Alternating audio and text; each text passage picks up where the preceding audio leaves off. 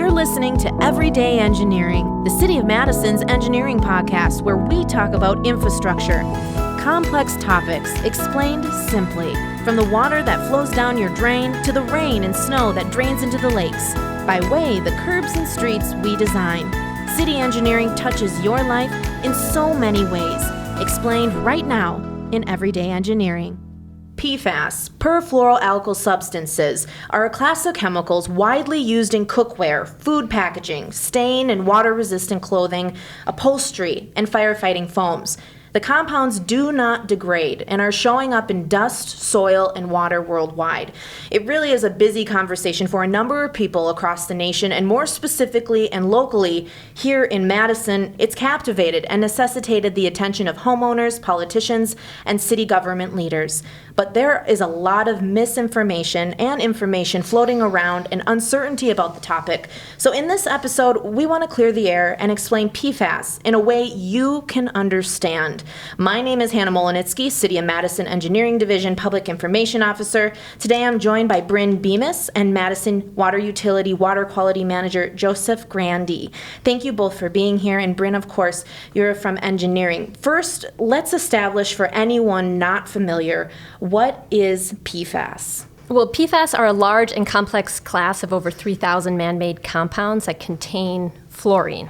And they've been used widely in industry and consumer products since the 1950s. Some PFAS compounds are persistent in the environment, bioaccumulative in animals, and may be toxic to human health. And they're very popular because they uniquely repel both oil and water, making them common in waterproofing for clothing, paper products, nonstick cookware, as well as things like firefighting foam and a variety of other industrial uses. Sure. And can you both kind of explain, now that we've established that, what is PFAS, what exactly do both of you do for your respective agencies? And Brynn, maybe you want to start, because I think not a lot of people know that in engineering what you're doing.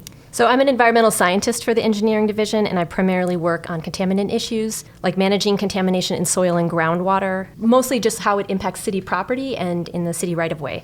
And so when it comes to PFAS, my role has been really to serve as an environmental translator, trying to figure out how is this affecting the city of Madison property and groundwater, surface water, and soil. So Joe has a little bit more specific experience because his work is with the water utility. Right. So I am the water quality manager for the Madison Water Utility. My primary role is to test our drinking water for a full suite of PFAS and to report those results of our testing to the community. I also serve as a resource for city and state officials as we collectively learn more about PFAS and come up with and develop action plans for addressing this complex issue. Sure. So we kind of came up with this topic for the podcast because, we in engineering, we take a lot of media requests from local media and as a city as a whole, and we get a lot of media requests for information, state media on PFAS, and no matter really what we're sharing right now with a lot of journalists across the state, that's a lot of vetting and agencies and long email explanations of this complex topic. The information is not always shared as a whole. We understand that there are time constraints in TV mediums. There may be certain constraints in print, but what we always expect, especially when it takes vetting and a lot of different agencies to compile all this information, is that it's reported accurately and there are no shortcuts. There are a lot of people looking at the city. They're looking at a number of agencies on what we're doing and why we're working together and how we're sharing information about this. So that's why this topic is so important for our community. So we established what PFAS is, and we should know PFAS versus PFAS. But can you both kind of explain how it's impacting our residents and why it's a topic that's really important for us to address? I think recently there's been a lot of attention on drinking water, and that's largely because Madison has been very proactive on this issue and testing all of our wells for a pretty broad suite of PFAS compounds. But what I think that we have to consider is that PFAS are commonly found in consumer products. It's not just drinking water. It's in nonstick pans, it's in waterproof clothing, it's in stain-resistant furniture and carpets. So we're exposed in many ways to PFAS compounds. They're also present in food packaging and most likely in our food. And that's not very well understood at this point. Yet the Wisconsin Department of Health Services has reported or suggested that upwards of 50% of our exposure is coming from food, and maybe to a lesser extent, 20% or less in drinking water. So we do know that since we have tested all of our wells, PFAS have been detected in 14 out of 23 wells in the city of Madison, and they're found at very low levels. By any standard that's been set either at the federal level or at the state level. As a precaution, we have taken one well offline, and it's been taken offline as we gather more information with respect to what the potential health effects might be due to the combination of those PFAS compounds that are found at that one specific well.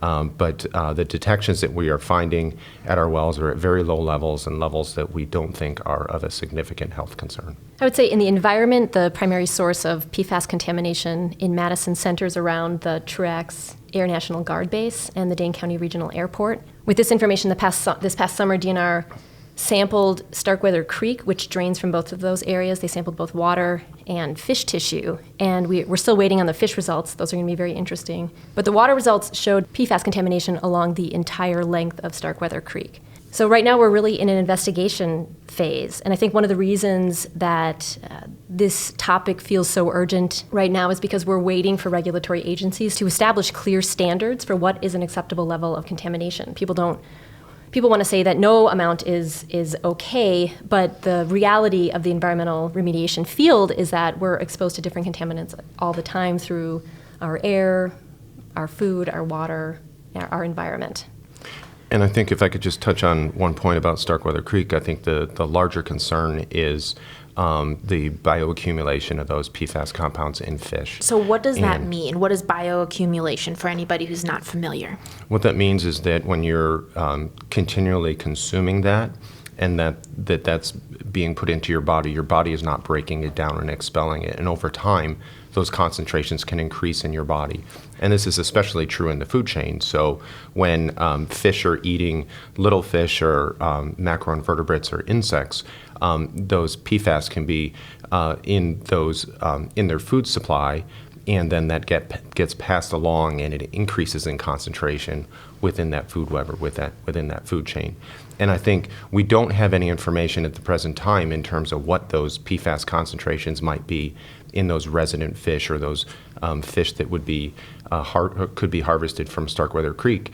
But I think that there is some significant concern that these PFAS compounds are bioaccumulating. They are accumulating in the fish, and they could present a health risk to people that rely on that as subsistence fishermen. Sure. And to put that in context, all of the fish that come from our lakes right now already have a fish advisory on them that DNR has issued because of both mercury contamination and PCB contamination. So there already are fish limits that are advised for both men, women, and children based on those two other types of contaminants. This potentially adds PFAS to that list of contamination. So from a health concern perspective, I think, if any of us listening to this do not know anything about PFAS, but we know that there's a lot of conversation about it, we want to know, should I be concerned for my health? So as we know, high levels of PFAS exposure have been linked to a variety of health concerns, including increased risk of some types of cancer. But I think people are most concerned about their health and how it could be or could not be impacted. So can you both kind of shed some light on this and explain from that perspective? Sure. I think a lot of our understanding in terms of potential health effects come from exposures in the Ohio River Valley and in Parkersburg, West Virginia, where there was a chemical manufacturer that had released PFOS, which is one of the specific type of PFAS compounds, and had significantly contaminated the drinking water supplies in the communities around that factory, around that manufacturer. And the PFAS levels that were found in the drinking water are 100 times higher than the health advisory level that has been established by EPA. And so that was significant PFAS contamination. And So studies have been linked those PFAS exposures to those health effects that have been observed in that community, and that has served as the basis for some of the health advisories that have been established. Now, again, putting this into perspective, Madison drinking water and the PFAS that we're talking about in our area here in Madison is significantly lower than even that health advisory level. And that's important. Can you just repeat that last part, one last bit? Is they're significant lower than what? So there is a EPA has established a health advisory level. Many people have suggested that it is not sufficiently protective of public health, and that level is at 70 part per trillion for two PFAS compounds, PFOA and PFOS. The Wisconsin Department of Health Services has come up with a recommended groundwater standard, which is a health-based standard for exposures to PFOA and PFOS. They've lowered that down to 20 part per trillion. All of our drinking water is lower than those proposed health standards. Sure. We talked a little bit about it, but where exactly is PFAS coming from? Where are those chemicals coming from? We kind of talked about it a little bit at the beginning in the intro and a little bit, but as we're talking about this, where are they coming from? Well, in the environment in Madison, the primary source that we've identified so far has come from firefighting foam associated with the Air National Guard base and Dane County Airport. You also find it around dry cleaners because they sometimes offer stain or waterproofing services, and there's a variety of other manufacturing. I mean, in terms of consumer products, they're in grease-resistant paper, microwave popcorn bags, pizza boxes, candy wrappers, cleaning products, water-resistant clothing, the Stainmaster coating that you get on your carpeting or on your couch. What are some of the other big ones? You've mentioned most of them. Sure. And we're going to talk about some of the misconceptions about the topic in just a second, but before we get to that part, I want to talk about what is the city doing, and how this is taking a lot of interagency coordination and then with the county and everything like that. So can you share what we're doing? I think from the city perspective, it's continuing to apply pressure on the Air National Guard and the state to require a pretty comprehensive site investigation and cleanup at Truax and the Dane County Regional Airport. From what I see, those are the known sources of PFAS that are out in the environment, and those are the ones that we believe, based on our studies, are impacting our drinking water well. And so that, I think, is really where most of our attention really needs to be focused on, is really cleaning up that known contamination, and then following up with identifying other potential sources of PFAS contamination, which at the present time, we don't know of any other sources. It's believed that biosolids or the solids from a wastewater plant that gets land applied out in agricultural production, that can be a potential source or be a potential transfer of PFAS from one location to another. But we really haven't identified specific other sources that are out there. Why is it important to apply pressure? It's important to apply pressure because there's been very little action right now, and there is significant PFAS contamination at Truax, at the Air National Guard, and at the Dane County Regional Airport. And there has been a request by the DNR for the Air National Guard, and they committed to doing an investigation and to start the cleanup process, but there hasn't been a funding source that's been identified, and so that process has been delayed. And so that's really where the effort needs to begin, and unfortunately it hasn't. That process really has not started yet. I should say there's 500 Department of Defense sites around the country, and the base here is not unique. All of them have PFAS contamination because they all offered firefighting services for planes, and they all use the same AFFF foam. So our site, our Air National Guard base, is in that queue of 500, and the Department of Defense has determined that it's not a priority. Well, it's a priority to us, and so that's why we have to keep the pressure up. What are some of the misconceptions about this topic? We kind of hit on this earlier in the podcast episode, and anybody may be listening to this at any point in the year, whether there's results released on different testing and that sort of thing.